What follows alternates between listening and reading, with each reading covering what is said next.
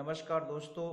तो आज हमारा अगला वीडियो है स्टेलर रेडियाई, जो कि एस्ट्रोनॉमिकल सब्जेक्ट का है। ये स्पेस फिजिक्स का है। तो स्टेलर रेडियाई मतलब हम स्टार के रेडियस को कैसे मेजर करते हैं। तो स्टार एक ऐसा सेल्फ ल्यूमिनस सेलेसियल बॉडी है। सेलेसियल बॉडी का मतलब जो कि आकाश में कोई ऑब्जेक्ट है, कोई बॉडी है, और ये गैस का बना होता है और ये स्वयं के रेडिएशन से शाइन करता है। तो इस तरह से स्टार एक सेल्फ ल्यूमिनस सेलेसियल बॉडी है जो कि अपने इंटरनल एनर्जी सोर्स के कारण ये शाइन करता है। स्टार के साइज को हम सन के रेडियस के टर्म्स में मेजर कर सकते हैं, जो सन का रेडियस है। स्टार का रेडियस हम डायरेक्टली मेजर नहीं कर सकते क्योंकि स्टार अर्थ से बहुत दूर सिचुएटेड होता है, इसलिए उसको हम सन के रेडियस के टर्म्स में हम उसको एक्सप्लेन करते हैं। अब जो स्टार का रेडियस है उसको मेजर करने की दो मेथड है। वैसे तो बहुत सारी मेथड है, कई सारी मेथड है, लेकिन उसकी जो मेन मेथड है वो दो मेथड है।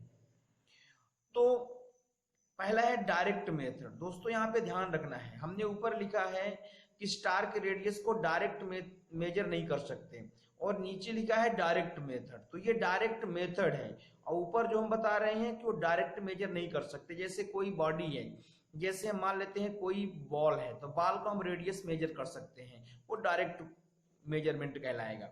लेकिन ये डायरेक्ट मेथड है।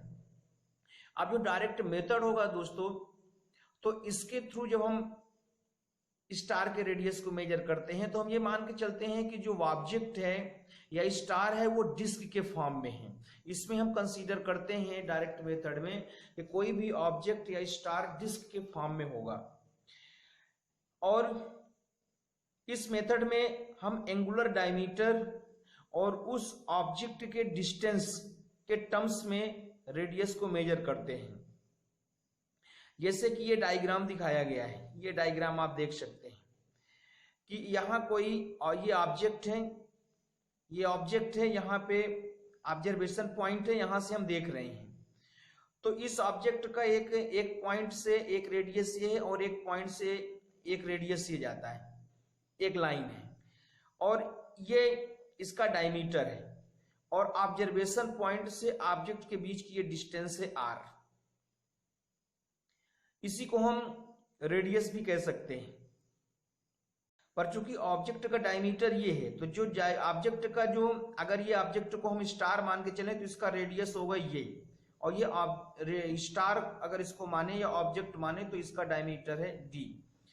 और इस ऑब्जेक्ट के सेंटर पॉइंट से ऑब्जर्वेशन पॉइंट के बीच की जो डिस्टेंस है उसको हम r से डिनोट करते हैं।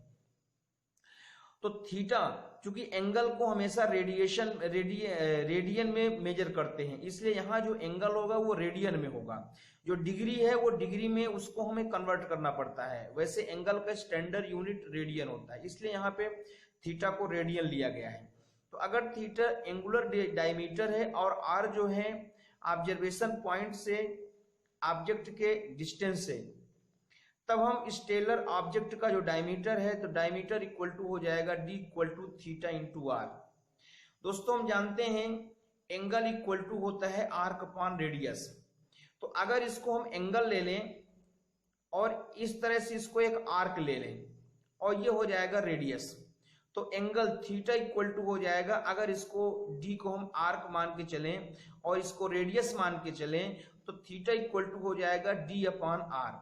तो यहां से d इक्वल टू हो जाएगा थीटा इंटू आर, जहां पे r जो है ऑब्जर्वेशन पॉइंट और ऑब्जेक्ट के बीच की डिस्टेंस है, थीटा एंगुलर डायमीटर है, और जो d है ये सन का डायमीटर, सन या स्टार का डायमीटर है, जिसका हमें रेडियस फाइंड करना है। दोस्तों ये हो गया आपका डायरेक्ट मेथड।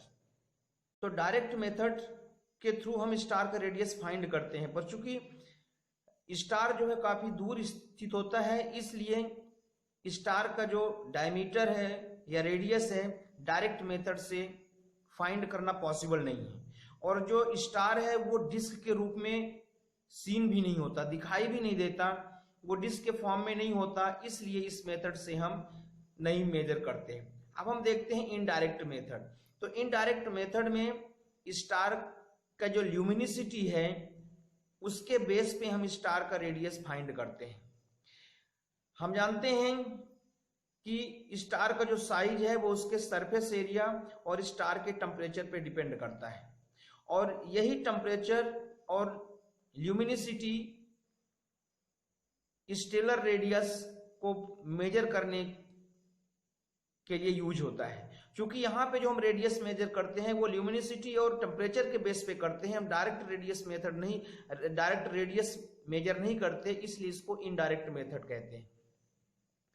अब हम स्टेलर रेडियाई को फाइंड करने के लिए हम Stefan Boltzmann law of radiation का यूज करते हैं। इसके अकॉर्डिंग जो स्टीफन बोल्ट्जमैन लॉ है वो होता है F = सिग्मा T की पावर 4। सिग्मा क्या है? Radian flux from the surface of object, और सिग्मा क्या है? Stefan constant. टी क्या है? टेम्परेचर, स्टार का टेम्परेचर, स्टार के सरफेस का टेम्परेचर। अब हम जानते हैं कि अगर स्टार का जो ल्यूमिनिसिटी है जिसको हम L से रिप्रेजेंट करते हैं, तो जो ल्यूमिनिसिटी होता है वो एक तरह का टोटल एनर्जी रेडिएशन होता है। ल्यूमिनिसिटी का जो डिफिनीशन है वो एक तरह से टोटल एनर्जी रेडिएशन होता है जो पर सेकंड में इमिट होता है, जिसको हम L से रिप्रेजेंट करते हैं। तो ये कहलाता है आपका ल्यूमिनिसिटी। तो L = हो जाएगा 4πr²F। 4πr² सरफेस एरिया है और R जो है स्टार का रेडियस है। अब हम F की वैल्यू, जो कि इक्वेशन फर्स्ट में हमने देखा कि F = होता है सिग्मा T की पावर 4, उस वैल्यू को यहाँ पे हम पुट कर दिया तो L = हो गया 4πr² सिग्मा T की पावर 4।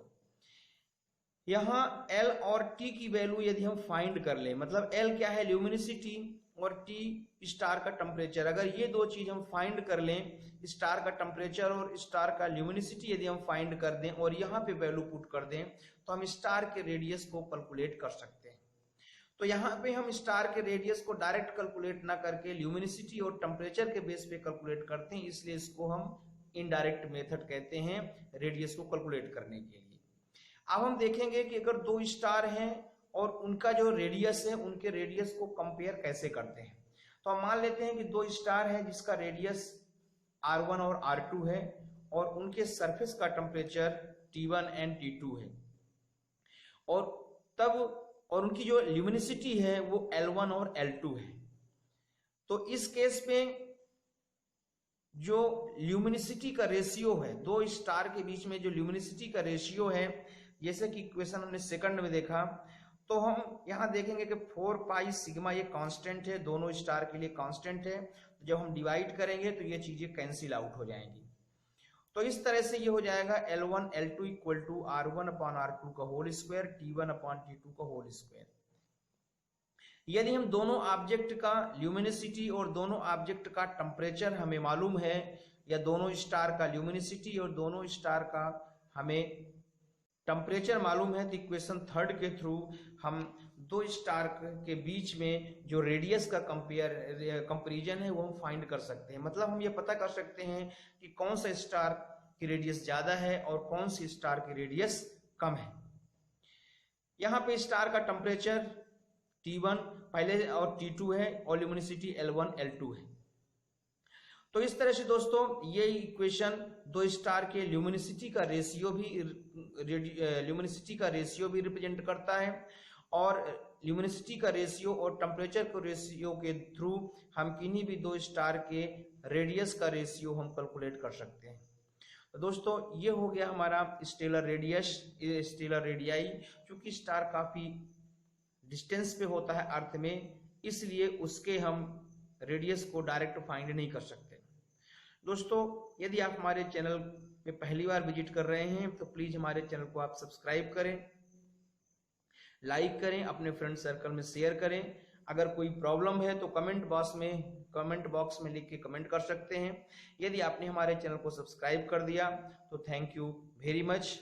हमारे वीडियो कंटिन्यू आते रहते हैं, आप हमारे यूट्यूब चैनल को ऑब्जर्व करें, उससे पढ़ें और अच्छे मार्क्स मिलें तो कृपया आप कमेंट बॉक्स में जरूर इन्फॉर्म करें।